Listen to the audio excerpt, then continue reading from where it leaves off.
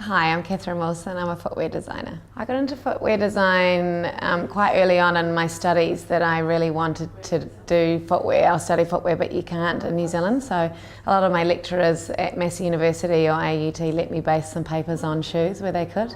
Part of my training in my second year of Massey University, I won a scholarship to study in England, and that allowed me to take some papers in footwear, product design, packaging design, trend prediction of footwear, things that I wasn't able to study in New Zealand. So I think that was almost a kickstart of making it feel real, that I was possible to make a career out of my passion.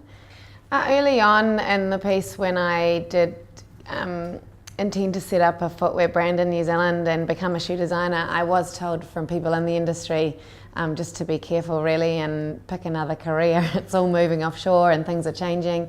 And I think at the time the industry was having to change a lot of the infrastructure, especially with manufacturing here, but also sourcing products, minimums, costs really were going up. So it was almost for me a bit of a challenge when someone tells you when you're young that you shouldn't, you want to do it even more. So the Kathryn Wilson brand turned 10 this year. It was our 10-year anniversary in October, and that was a really special thing for me. All of a sudden you realise you've been in business for 10 years, and of course it's always a gradual growth, and we've let the brand grow quite organically in terms of not putting the time constraint or the pressure or the strategy there from the get-go. It's been quite a personal project for me that's turned into a business. So of course looking back now at 10 years and some of the milestones that we've achieved and some of the things that have happened, it almost feels like it's happening to someone else and not me. It's that lovely feeling of like, wow, I got my dream job and I get to make a career out of it. So in 2011 we opened the Britomart shoebox, which is a pop-up store that we built in the shape of a shoebox. My business partner is a 72-year-old accountant that couldn't think of anything worse, and when I said I wanted it in time for the Rugby World Cup, he said, well, why don't we just lease a space like normal people, you know, there's heaps of areas you could do it.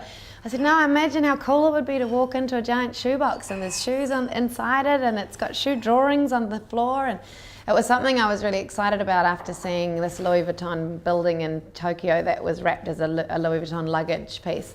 And I remember thinking, how cool would that be to do as shoe packaging? So I really wanted to, as when we were ready to have our own retail store, do something memorable. The success of that shoebox in Britomart led to us committing to a full-time store there. Our flagship store opened in December 2012 in the Britomart Pavilions. And that was a really neat feeling because it felt quite grown up, and it was, wow, we've got a beautiful store and it's next to these neighbours of people we would always aspire to have stores around.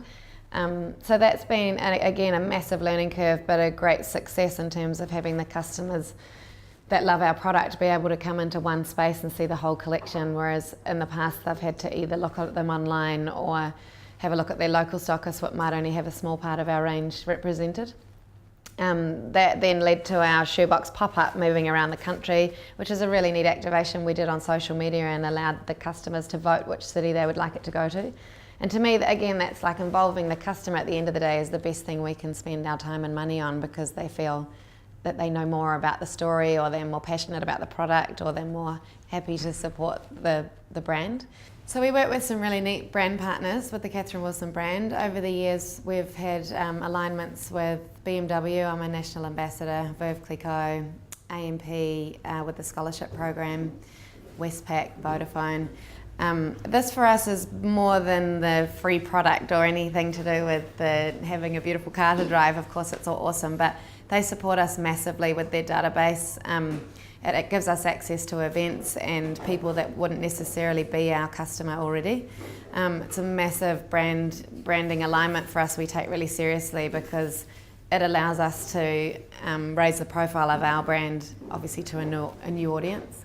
With Vodafone, it's really exciting. They let us add technology into our business that allows us to do our thing better. So it's really exciting because I can look at my phone from Hong Kong and see what's sold in my store up to date in terms of live information, and see how the online store is tracking if I'm on a train in China. Or it's a really amazing advantage to have that amount of technology available to us as a small business and a young business in terms of the financing. It's just incredible what we're able to do with that. Oh, advice to anyone wanting to go into business is to just go for it. I think I was beautifully naive at 22, 23 when I launched the brand, that I had the mindset, what's the worst that can happen? And I'm really glad that was the case. I think my mum was always an optimist growing up, and I really was told my whole life that you can be anything you want to be and pick a job you love because you never have to work a day in your life. And it's a really lovely feeling to think growing up in New Zealand we're limitless in terms of what's possible and what you make for yourself. There's really no rules around it or ceilings on it. So I think if it was anyone asking me of any age and any passion, it's just go for it, because really we have everything on our side. Our economy, our government, our security. It's just a really neat environment for everyone to feel like they can make a good go of something that they love doing.